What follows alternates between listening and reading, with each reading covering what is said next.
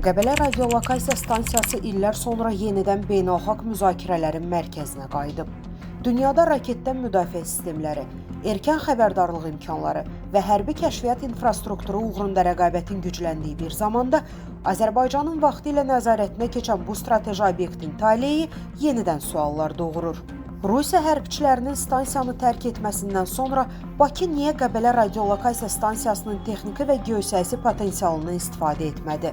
Azərbaycan bu obyekt vasitəsilə əldə edilə biləcək məlumatları öz milli təhlükəsizlik strategiyasının bir hissəsinə çevirə, yaxud onları beynəlxalq tərəfdaşlarla əməkdaşlıq alətinə çevirərək geosiyasi çəkisini artıra bilərdimi? Qlobal İnfoza danışan Siyasi və Hüquqi Araşdırmalar Mərkəzinin sədri, hüquqşünas Xəyal Bəşirov deyib ki, Qəbələ radiolokasiya stansiyası əslində çox böyük strateji obyekt idi. Stat 1985-ci ildən 2012-ci ilədək fəaliyyətdə olub. Əvvəlcə SSR-yə, daha sonra isə Rusiyaya xidmət edib. Hind okeanından Sakit okeana qədər böyük ərazilər barədə məlumatların toplanması üçün geniş imkanlar yaradıb. 2012-ci ildə radiolokasiya stansiyası bağlandı və Rusiya hərbçiləri ərazidən çıxarıldı.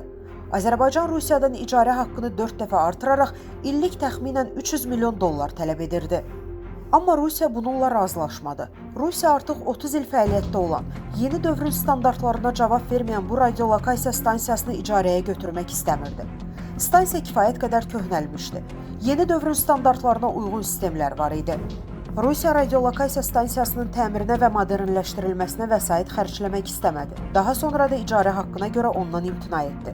Üstəlik, Kreml bunun Azərbaycana müəyyən üstünlüklər qazandıracağını bildiyi üçün də buna getmədi. Qəbələ radiolokasiya stansiyasından sonra Krasnodarda Voronej adlı sistem qurdular. Həm də bu sistem Qəbələ radiolokasiya sistemindən daha təkmil və yeni idi. Qəbələdəki bina isə artıq çox köhnə idi.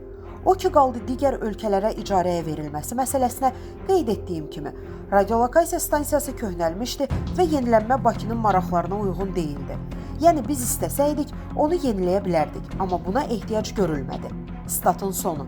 Əziz izləyicilər, xəbərlərdən məlumat əldə etmək üçün kanalımıza abunə ola bilərsiniz.